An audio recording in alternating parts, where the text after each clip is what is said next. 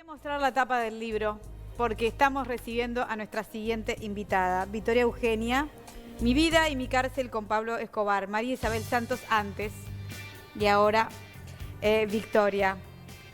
La viuda de Pablo Escobar nos visita en esta tarde, aquí en Vespertina. ¿Ya lo bajo, compañero? Ahí está, perfecto.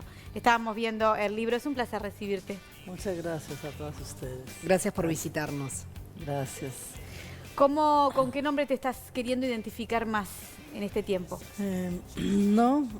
Me acomodo a los tres nombres de la actualidad. Al de Tata, al de María Isabel y al de Victoria Eugenia. Así que con cualquiera que me llamen está bien. Tata, ¿que te pusieron nietos? No, Te cuando decía. estaba pequeña, Ajá. mis padres en mi barrio. Sí. ¿Cuál era el barrio en El Colombia? barrio La Paz, en Envigado. ¿Cambió la fisonomía de ese barrio hoy en día o está igual? En buena parte cambió la fisonomía ¿Sí? y quedan algunos recuerdos todavía. ¿Fuiste para allá? Sí, fui para allá. ¿Y? Y está muy cambiado, o sea, la casa nuestra donde nosotros vivíamos, ya el municipio de Envigado pasó una calle por ahí, la tuvimos que vender. La casa de Pablo ya es un edificio, hay muchos edificios en el barrio y algunas casas que todavía se conservan. ¿Cómo fue que tú conociste a Pablo Escobar y cuándo comienza esta relación? Yo conocí a Pablo Escobar cuando tenía 12 años en el barrio La Paz. Él era el secretario del presidente de la Acción Comunal del barrio, era una persona muy integrada a las necesidades del barrio. ¿Qué edad tenía él en ese entonces? Tenía 23 años. Era una persona muy activa y tenía mucha empatía con la gente del barrio, con las chicas del barrio. Y ahí fue cuando lo conocí y bueno, pasó un tiempo y empezamos a ser novios a los 13 años. Eras muy niña tú. Sí, era una bebé, la verdad que mis padres se enojaron muchísimo con esa yo te iba a decisión. preguntar si tus padres, porque con estas cuestiones de la gente que son influyentes en un barrio, más allá de que él no era el Pablo Escobar que fue después, pero ya, sí, como vos decís, era influyente y tenía como una actividad social importante.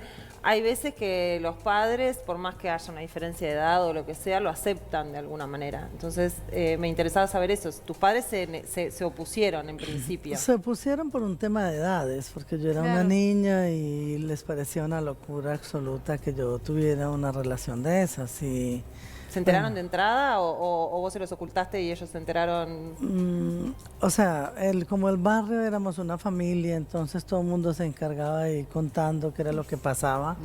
Y bueno, a mi madre le llegaron comentarios de alerta roja, así que bueno, estuvo muy atenta y eso me generó muchos problemas en la relación. Y en ese momento, ¿tú te enamoraste de él o de alguna manera él te engatusó porque tenía esa personalidad quizás ¿no? de atractiva, como de envolver? ¿Qué pasó ahí? Sí, o sea, yo creo que a esa edad, siendo tan niña, realmente te embelezás, te encantás. Yo no hablo como del enamoramiento, yo creo que uno va creciendo y va madurando, pero en ese momento era como, para mí, un juego de niños, pero él era muy adulto para ese momento. Claro. ¿Hubo un punto, una edad en que te diste cuenta que las cosas que estaba haciendo Pablo no eran lo que vos pensabas? Fue mucho más adelante, ya ¿Sí? casi cuando fui a tener mi segunda hija, que ya tenía 8 meses y medio, con la muerte del ministro Lara Bonilla en el país. Sí. Fue un antes y un después. ¿Recién ahí te diste cuenta de lo que hacía Pablo Escobar? Es que Pablo fue una persona, él era muy trabajador en el barrio y en una época del barrio él trabajaba para una persona que traía contrabando, cigarrillos y ropa del exterior, y no era un tema mal visto. O sea, Bueno, hasta el día de hoy en todos lados. Es Exacto, de lo más común eso. exactamente, entonces él trabajó En ese lugar siempre se veía un muchacho, cambiaba los directorios, por ejemplo, en el barrio, que era un tema muy común. Y bueno, desde ese lugar yo lo conocí, son como diferentes etapas y contextos. Claro, pero en el proceso, digamos, ustedes se hicieron una mansión, empezó a haber mucho dinero, ¿no? En ese proceso, y en todo ese camino vos nunca te preguntaste qué eran los negocios de Pablo. Sí, o sea, ese tema de tener una casa mejor antes de tener una mansión, ya mi hijo tenía casi 7 años, teníamos una casa mejor, no una mansión. Y Pablo hablaba de que trabajaba en el tema inmobiliario, que le iba muy bien, él tenía su oficina, se iba de la casa. Yo hacía Claro, vos estabas, tu vida era, se circunscribía a tu casa. Era ama de casa, sí, Claro. ama de casa y cuidaba a mi hijo y también estudiaba porque yo me casé en 4º bachillerato, así que 3 años de matrimonio terminé mi bachillerato. Claro. Y cuando visualizaste entonces que los negocios de Pablo no iban solo por esos carriles, sino que era por otro lado, ¿te cuestionaste si seguir con él o no? ¿O ya estabas metida en un baile del cual no podías salir? No, yo me cuestioné muchísimas veces de irme del lado de Pablo, de hecho le pedí separarnos en varias oportunidades, pero él no permitía, o sea, amorosamente me decía que eso no era lo que yo pensaba, que él trabajaba bien, que no me preocupara, que las cosas no estaban mal, o sea, me seducía, me convencía de que las cosas no eran como yo pensaba, que la gente decía las cosas que no eran. Y bueno, a las mujeres nos cuesta muchas veces salir de una relación y mientras tomamos la decisión, cuando llega la hora ya es demasiado tarde. Ya pasó mucho el No, tiempo. también convengamos que eras una niña, o sea, él te formó para ser tu pareja y vos no conocías otra realidad, o sea, no creo que supieras qué ibas a hacer de tu vida, eso también debe ser parte de la manipulación de él, de decir, ¿qué vas a hacer?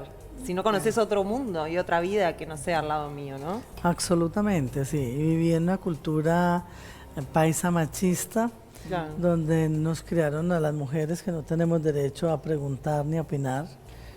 Pero, sin embargo, o es mi impresión, la figura de la madre de Pablo era una figura potente. Como mujer era una figura potente. ¿Es así o es lo que nosotros pensamos de lo que se visualizaba en las series? Ponele. Ella, dentro de lo que yo conocí, fue una mujer trabajadora, una maestra de escuela que le tocó luchar mucho por sus hijos.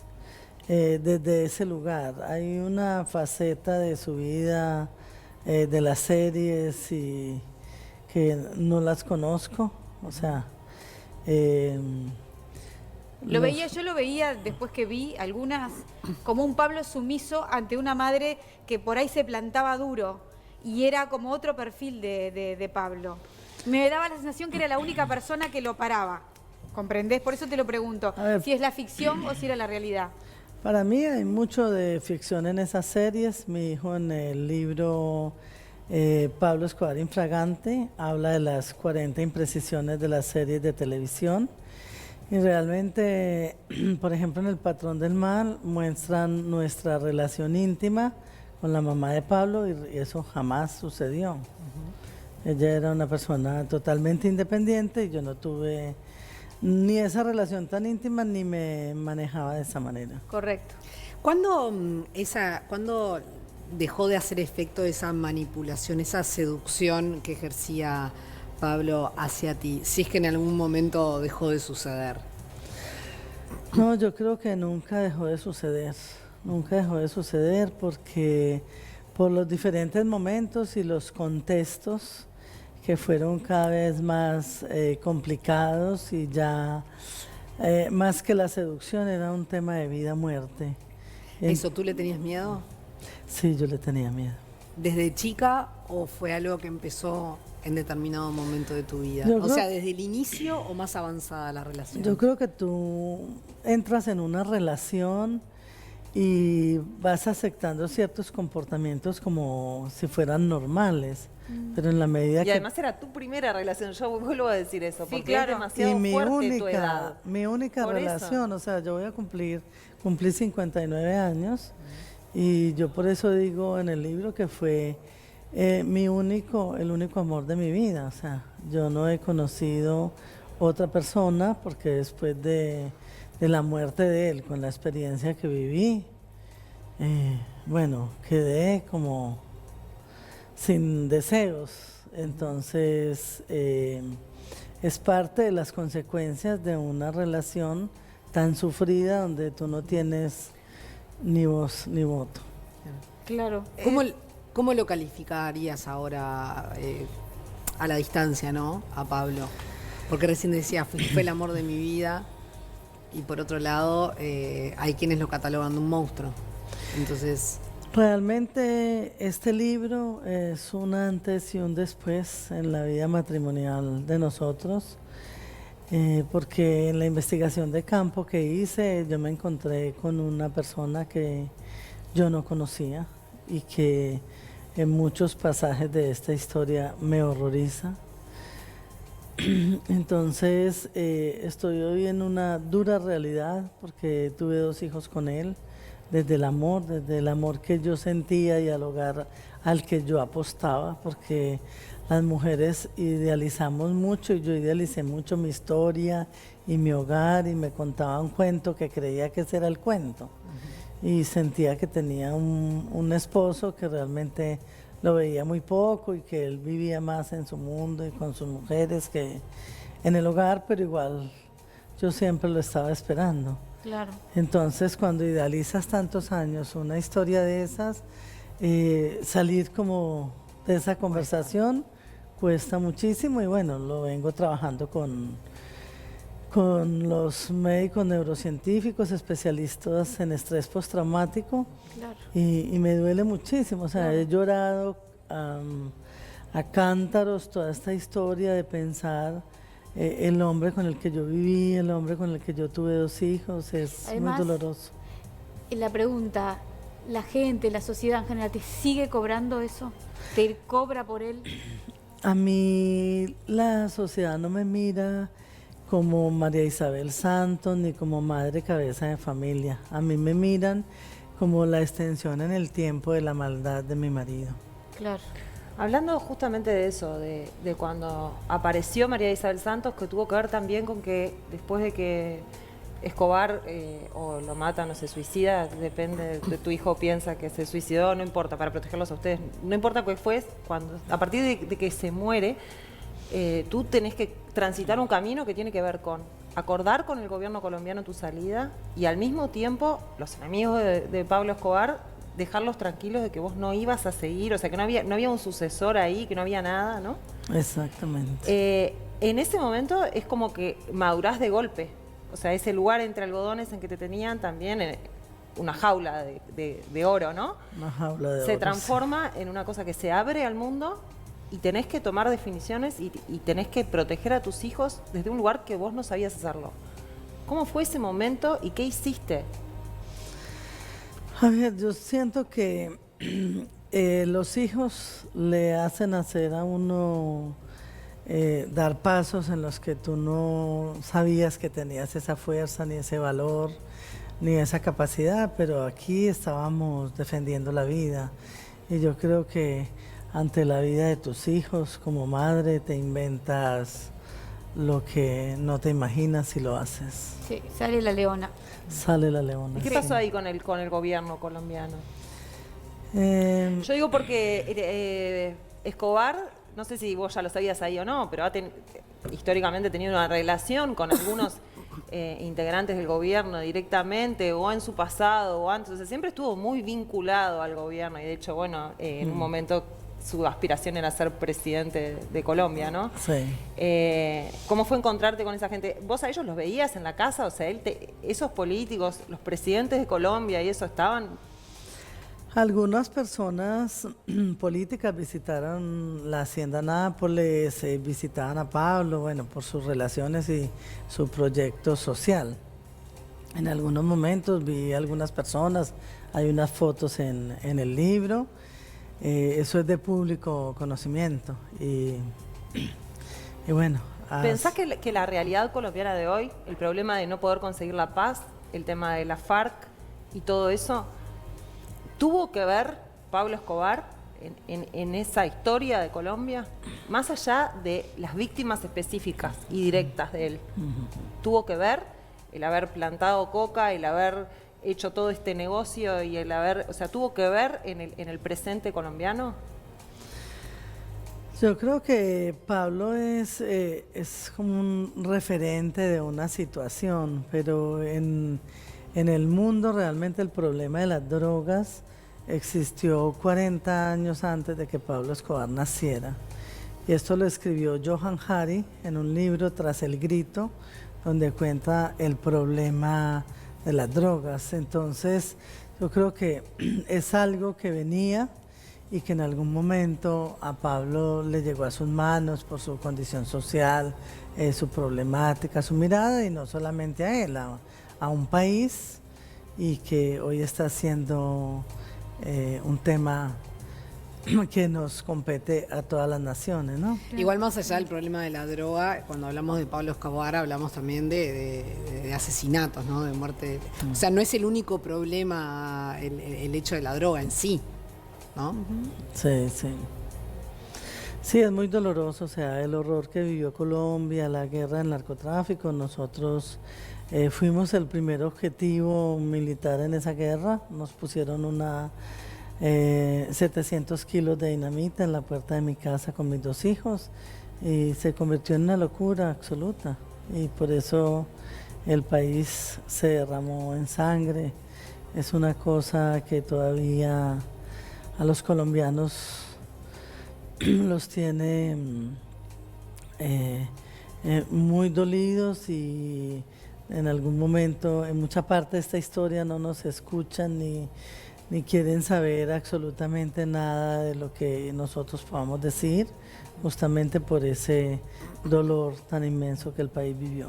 Ahora, yo veía hace un tiempo en una cuenta en Twitter, en Instagram, que tu hijo se había encontrado con el hijo de un, creo que fue fiscal o juez, al cual Pablo había mandado asesinar, y estaba la foto de ellos dos en un abrazo súper fraterno. ¿Hay una necesidad de ustedes de reencontrarse con los que quedaron, parientes de víctimas, digamos, a modo de te pido disculpas, yo no soy no soy él? ¿Sentís la necesidad? Sí. ¿O has podido hacerlo? Sí, ya lo he No podido. con todos, pero bueno. No, lo he podido hacer con varias personas ya en este momento, con varias víctimas, con el hijo del ministro Rodrigo Lara Bonilla, Jorge Lara. Sí. Lo he hecho con otras víctimas en el país, bueno, que no me permiten que las nombre. Sí, sí, está bien. Pero ese también es mi compromiso, o sea, pedir perdón y hacer un trabajo de perdón para que la sociedad se pueda volver a reinventar, porque desde el resentimiento y el odio no podemos crear Sí. una nueva sociedad, que vienen las generaciones que vienen, y queremos que mi nieto y los hijos, los chicos jóvenes puedan vivir en un mundo distinto. Tu hija no es muy afecta a salir, digamos, en medio, no es como tu otro hijo, ¿no? Que, digamos, con este tema se expuso más públicamente, ¿no? Ni mi hija ni yo tampoco. No, O sea, vos- yo estoy acá también por circunstancias del destino, porque tuve a Sebastián detrás, motivándome y mostrándome la importancia de que yo pudiera escribir este libro, que le pudiera contar a ellos como mis hijos, que era lo que yo había vivido y sentido al lado de su padre. Y también que tenía un compromiso con Colombia como país. Entonces, que él me pedía ese proceso, pero yo realmente pensé irme hasta mi tumba sin hablar una sola palabra. ¿Te Pero sentís bien? también un poco... Sentí en ese momento. Sí, hoy, sí. También un poco tuvo que ver lo de las series y esa cuestión, ¿no? Que también le estamos preguntando a la gente, como reflexión final. Se está haciendo una apología de la figura de Pablo Escobar y esa cuestión del invento, lo que decías, no tenía una relación yo con la mamá de él ni nada, ¿no? Exactamente. Es importante contar la historia como fue para Sí. sacar la mítica del lado de él, ¿no? Exactamente, es un compromiso y una responsabilidad mía como mujer y como madre, y también quiero de todo este dolor que pueda serle útil a la sociedad esta experiencia para que la reflexionemos y para que no volvamos a repetir la historia. Ahora, nadie, perdón, ya sé que estamos terminando porque se nos va el tiempo, nadie te ha llamado para decir no digas esto, No, ¿no? nadie me ha llamado. Está bien. Tenemos María Isabel Santos, yo voy a buscar ese nombre nuevo, digamos, para hablar de esta nueva identidad. ¿Tenés algunas charlas? ¿Vas a presentar tu libro el sábado 14 de septiembre a las 19 horas? Sí, En la Feria del Libro de San José, este libro de Editorial Planeta, obviamente vas a estar allí, ¿no? voy a estar ahí y voy a estar el próximo martes también acá en Montevideo. Exactamente, es el martes 17 de septiembre, también a las 19 horas, en FUCAC. Es entrada libre y gratuita, sujeta obviamente a la capacidad de la sala, así que, bueno, combinamos a todos a que vayan por allí a escucharte. Bueno, muchas gracias No, a un todos placer por el conocerte, programa. muy amable por venir. Bueno, gracias a ustedes. Gracias por Bueno, venir. hasta luego.